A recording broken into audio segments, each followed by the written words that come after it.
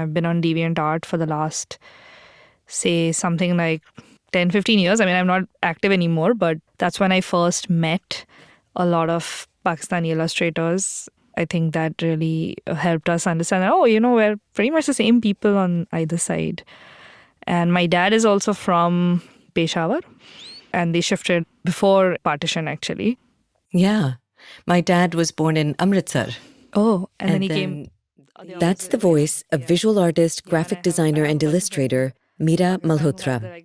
That's how we started our conversation about how our fathers left their roots, their homes, and crossed the border, her father from Pakistan to India, and mine from India to Pakistan. Self-contained in a way. But then when you actually think about what that would have taken, and, stories I've heard on my father's side of kind of the displacement, but how nobody really wants to talk about it. There's so much, I think, trauma that they just don't talk about it at all. Yeah, they've buried it. They just swallowed their pain and never talked about it.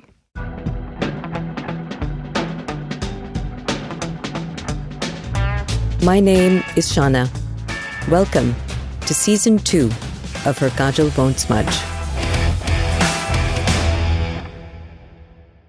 Mira creates poppy, eye-catching graphic designs for big brands, companies, and charities, and she runs her own design company called Studio Kohl. But her messaging isn't just about what's being sold or the campaign being rolled out. Mira's feminism, eco, intersectional, inclusive, is always present, getting us to subconsciously engage on another level, right alongside her bold, colorful style. When I came across her work on Instagram, I wondered what drives Mira to design in this very distinctive way. I love your work. I went and looked at your website for Studio Kohl, and I was completely hooked by this feeling that your work is an extension of you, like your work is an extension of your social justice and feminism. Yeah, I'm definitely not working just for money, clearly. There is a certain privilege in being able to do that, I think. But I have prioritized that. It's something that I can't really suppress or shut up about. So it just kind of bleeds all over into everything, and I'm good with that. I read an article in which you said that you want to depict Indian women in ways that are unfamiliar to society. What do you mean by unfamiliar? I think the way I see it, there's this artist actually called Srijata Roy, whose work I actually quite like a lot. I don't know if she knows I like her work, but I really do like her work.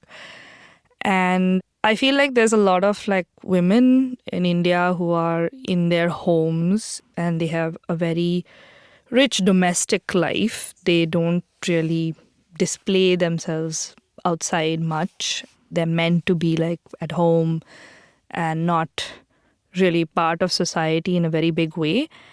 So I saw this painting by Srijata once where I think it is at Khirki Extension in Delhi.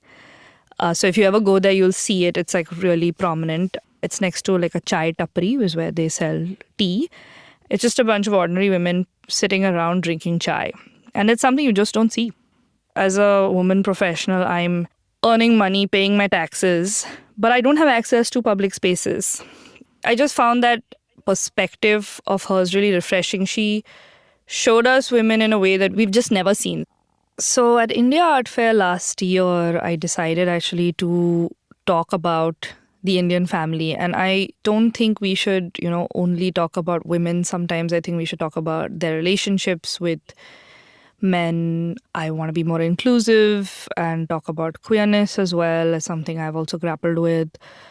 So this idea was actually based on me sort of seeking my own solace through therapy and finding out about two modalities of therapy called internal family systems and family systems, on which internal family systems is based. And family systems is a lot about how people compensate within the family just to keep the system going, So is it say, for example, a mother who isn't, having a relationship with her husband for whatever reason, there's betrayal or something else. And so she sort of talks to her son almost like he's a husband, and what problems that can create later on for the son. And then when he marries, then there's all sorts of problems because he almost views his mom like a partner in some sense. This is Log Kya Kahenge? What Will People Say? The series you did for the Apple event. Can you tell us more about it? It was supposed to be a sort of a digital event and something immersive and experiential. And I wanted to kind of not only talk about families, but also sort of look at augmented reality in a slightly different way. Here I was like, what if we were to see the way families want to be seen first as the physical artwork, and then as we see it through the iPad, what's really happening in the family, because our families are very, very invested in the idea of being performative, or I would not even say that families here want to show that they're amazing. I have such a perfect family. They just want to not look different. Yeah. There's a mediocrity that we commit to in these families, I think. So excellent. I took it like, let's do family portraits. And the family portraits are, they feel like, okay, they are very typically Indian in many ways. Like we have like a family that looks like, there's an MBA, or there's a guy who works in a corporate and they have like a overachieving son. Great. I mean, good.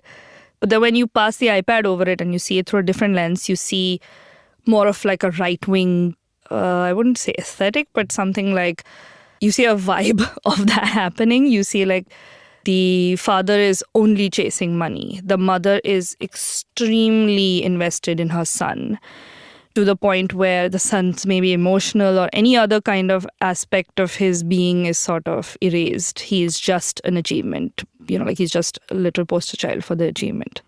I love the way you show it, because when the iPad goes in front of the image, you see that the dad is like looking at a stock market ticker. Yeah. He's watching that. Yeah. And the mom has got like all these helicopters, right? She's helicopter parenting, which is brilliant. And then you see the son, and the way that you express exactly what you just said, that, he's sort of getting lost in all of this, that he's sort of literally disappearing, like he's becoming invisible in the image. I'd never seen anything like that before. I thought that was really interesting. It was also like to kind of put a little bit of humor in it, because I think none of my work doesn't have humor in it. I feel like I wanted to create something that wasn't seen before, or was like talking about a conversation that just doesn't happen. I think Indian families are very invested in burying the trauma, burying individualism, those kinds of things. There's another portrait with a newly married couple, and they have like this, typically what people put on their walls, which is like, I think, a blessing that they put, for a new home or a new marriage. And they seem happy together on the face of it. But as you move the iPad over it, you see like a mother-in-law who is like creeping up on them at the back in the frame. And you can see that the husband's arm sort of shifts, the way he's like holding her shifts, and he's feeling his heart, and he's like thinking about his mother. And the wife in the frame is just shivering out of fear. And it becomes almost like a nightmarish situation. It's still funny. I would still say it's funny. But unlike these husband and wife jokes that you see around the place, which I absolutely abhor, there's this notion of how scary it is to enter a family and experience this. And I had like women coming up and telling me this is all of our stories. So I do a lot of journals on mental health. I've been pretty involved in that sort of stuff, like, decolonizing mental health, understanding gender, caste, and the role they play in mental health. So I feel like this is a culmination of whatever I've learned. And I should probably focus a lot more on the aesthetics of my work, but I'm very driven by the concepts that I'm already grappling with. I think the point you're making about gender and women is very, very interesting, because, if we are subjugated our whole lives to an array of controls, right? And if that's our lived experience, then we have this kind of false self that we are expected to create And I can see that in your work so beautifully because you get us to look at that stuff, which no one likes to talk about. I think we can make very uncomfortable things also, say, visible, but in a way that is comfortable to people. That's why the humor, that's why the interactivity, that's why the playfulness, because sometimes the stuff I actually have to read when I design a report, say for a trans organization or something, it's difficult to read. And there's a way to get people to engage with these topics without having to alienate them, I feel. If advertising can make you buy a lot of crap by just making things pretty, funny, witty, engaging, I can use the same things that I've learned over the years as a graphic designer and make these things also viable for you to want to engage with. Incredible. So you've done some work with big brands, right? The images on your website, like one of them shows an Indian woman on a skateboard. And another one shows an Indian woman and she's lifting heavy weights, and she's muscular. Is that because Nike would come to you and say, we are looking to have this expressed in our next ad? Or are you influencing what they are putting out? How does that relationship work? So what was really nice about the Nike work was that they kind of gave me like full license to do whatever I wanted. I think they did want more male characters, but I was like, as a person who's gone to a Nike store often, I feel like they don't have enough stuff for women. So I was just like, I want to make something that like women would come in and enjoy buying. And that's where it comes from. And prior to creating this work, I created a series called Hasina Pasina, which, as you know, literally translates to beautiful women sweat. But the idea was to kind of talk about how most women's motivation for going to the gym because of societal pressures is to look better or appear better for the male gaze or just to please other people. And what if you just go there just to be strong? So there's like a lot of different body types, the muscularity. There's still very much women in a sense biologically, but I find like a lot of my trans audience liking it because it's still challenging those stereotypes. It's just an interesting pose, but their bodies are all, first of all, dark-skinned and they're flexing. They seem to have fun with that. And I like that they have hips and thighs like me. They're not like something that is almost like a caricature of what you'd see in Vogue. It's about everyday women. Nike was kind of informed by that, but then there's a lot more, I think, female friendship in the Nike stuff and just how women engage with fitness. It was a mix of like athleticism and fitness, but it was also about hip hop because a lot of athleisure and athletic wear is worn by hip hop stars. So the theme was actually Bombay.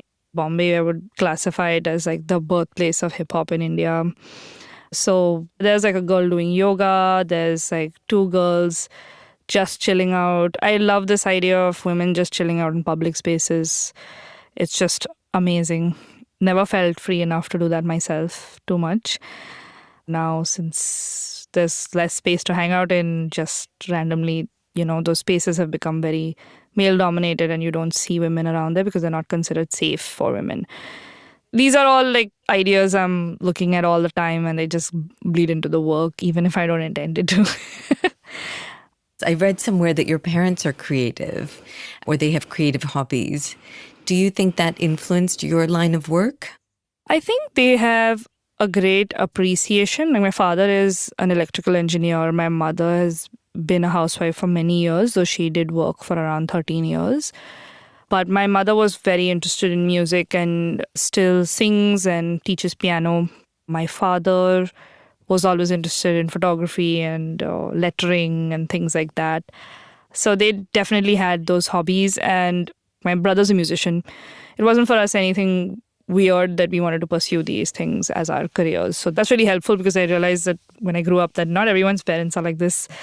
I think they're more challenged by the topics that I cover in the work, but they're happy that I do creative work. I don't think they really know what I'm doing right now too much. But yeah, it's been a blessing to have those kind of parents. And what about your feminism? Where has that come from? So I actually grew up in Saudi Arabia, and I think that just spells the whole thing. Like that just explains the whole thing. I mean, we couldn't even drive over there. And growing up over there, you just felt like, I mean, I haven't seen what Arab women look like over there because they're just covered up head to toe. If that's a choice, then it's fine. But if it's not a choice, then it's a problem. So growing up there, I think it just invisibilizes a lot of women. So I did see that growing up. Did that influence your feminism in some way? Oh, definitely. Almost to the point where I think you really have to kind of wonder, why are you born this way? Why are you born a woman? Like, you don't really see any difference in a big way, at least in intellectual prowess or anything like that. And then you're like, sort of somehow given the lower position. When you walk around the city, or I mean, we don't actually walk around, honestly, very much because we can't. But if you're driven around the city, you will see a lot of high walls. There's a lot of modernization in terms of like there are malls. That's something that we grew up with. That actually was like my introduction to design in a sense, like going to the supermarket and seeing like Count Chocula on cereal on the shelves. And I saw that stuff when I was very young. It was almost like you had, I wouldn't call it progressive, but something like super capitalist, but also like American culture, packaged up for us over there. But then you didn't have the freedoms that are usually associated with Western countries. So you had the visual imagery, but you didn't have the substance to go with it. Yeah. We would have like, say, for example, if you see the packaging of a hairdryer, the whole hairdryer will have a model on it. Obviously, she will be blacked out by marker. Right. I mean, that's what I grew up with as a norm. But my parents did kind of introduce me to the fact that, hey, this is not how it is back home and things like that. So that did influence me. So you actually are very sheltered and isolated when you're in Saudi Arabia. But in India, like everything is right out there in the open. And it's quite an assault on the senses. I wouldn't say it's bad or anything. It was just extremely different. And other new problems to grapple with, right? But also things that informed my feminism or like my outlook. So let's talk about your outlook and how that shows up in your collaborations. You're part of an art collective with 7 other female Desi artists from around the world. It's called Karak Collective. What's that about? We came together around 2016 for the East London Comic Arts Festival call. We got through and we wanted to like display comics and stuff like that. You could say like 3 or 4 maybe, just like-minded people. And so within a very short time, we created a bunch of zines and little comic books. One of my very good friends, Aarti Parthasarthi, who you may know as the writer of and creator of Royal Existentials, which is a comic that uses Mughal miniatures in a collage format to talk about political issues today. She and I have been friends for now, say 20 plus years. And she was like, come, let's do something together. Our massive project really was Bystander Anthology that came out a couple of years ago. Got delayed by the pandemic, but yeah. So that was a huge project with a Kickstarter. What's the idea of the bystander? I mean, when we were thinking about the concept and the idea that we would sort of thematically involve everybody, we were talking about, okay, we have to situate our feminism. We're going to include all of the South Asian countries. And the person who kind of created the project in the first place is Akhila Krishnan. And Akhila came up with the idea that we should do this way and, have a crowd-funded anthology, open it up and really make it very, very diverse. And then Aarti came in and was just like, I think this theme should be on the bystander effect. And I remember saying like, yeah, that's amazing, especially because there's so much diversity within the South Asian subcontinent that you really are always a bystander to somebody else's issues, whether you like it or not. And we were also thinking like bystander, there's not actually any good word for it in like South Asian languages. So there was a lot of like research into what this word means. And even if we're forced to be bystanders in some ways, is being a bystander and not doing anything really bad, or is it also like something that we can't help? And those kind of things were what we were talking about. We did a huge curation process where we managed to get artists from a whole bunch of countries and a whole bunch of identities so that they could talk about very, very different things. In the Bystander anthology, there's a chapter called Gurti Nazar, which means the stare. The chapter is a poem written by Sabika Abbas Naqvi, who's an Urdu poet from India, and it's been illustrated by Samia Arif, a Pakistani. Here's a part of the poem. You manipulated us into hiding our bra straps, worrying about covering our breast. You pushed us into a whirlpool of shame and honor, fear at every step, fear in every work, fear. You've tied clocks to our feet, and nights slipped out from between our fingers like grains of sand.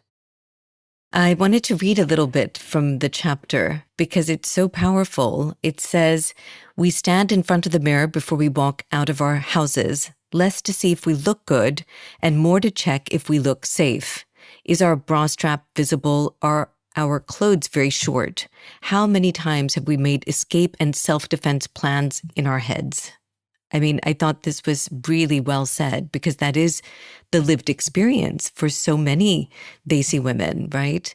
I remember once my dad telling me something like, oh, y'all are also like stressed out. And I was like, you would be too if you, were to go outside and be judged or be groped or be pawed and then, you're blamed for it. So you would be like that too. And then he was just like stunned and he was like, yeah, actually, you're right. If we can visibilize that anxiety, and I think Gurti Nazar does the same thing, it visibilizes that anxiety of going outside and checking on yourself constantly. Right. So I want to ask you a question about the word bystander. I'd be so curious to hear why you picked the word bystander for this, or why all of you work towards this one word, bystander. So there have been a lot of comic anthologies made by women, made by queer people, but nobody had actually experienced bystander. I think why bystander was so relevant to what we were doing was because of the diversity of the identities. So I may be a Savarna person.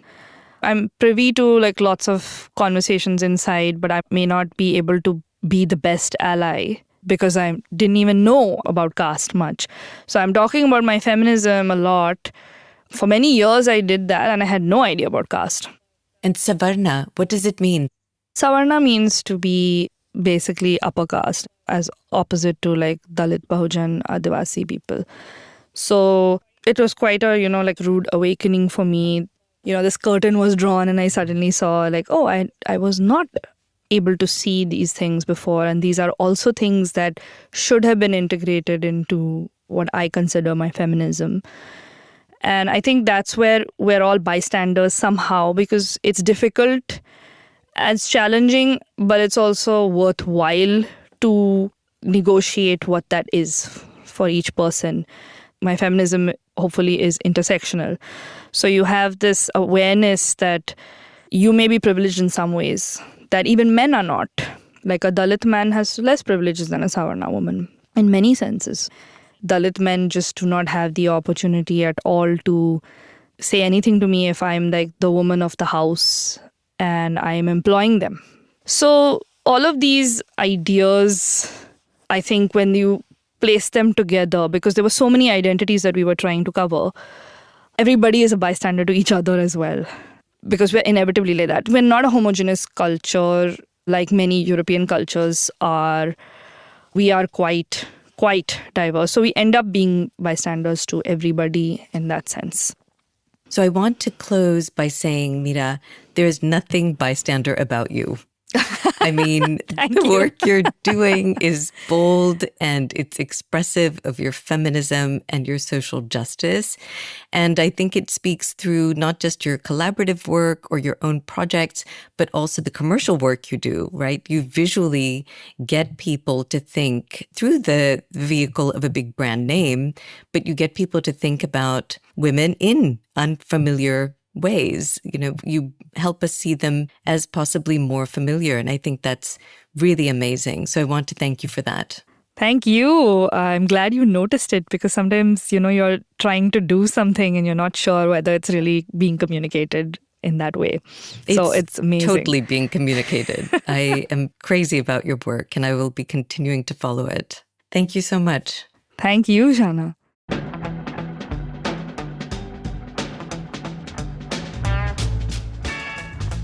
Mira's work has this duality to it, which seems to have been shaped by her childhood in Saudi Arabia, where young Mira started to discover her own feminism. It was a world of many contrasts. Count Chocula, the carton of American cereal, very modern shopping malls, and then the high walls behind which women and women's lives were hidden, invisibilized, as she put it. And in her visual practice, to this day, we can see remnants of this way of seeing the world, the surface and what's hidden. She may be designing for a brand with a product in mind, but her feminism, intersectional and inclusive, is always there, reminding us of a bigger message. Thanks for listening to Her Kaja Won't Smudge. I'm your host, Shana. If you want to get in touch with us and rage or have a good cry, or just tell us what you're thinking, look for our webpage, because we have one now, or find us on Instagram. Until next week.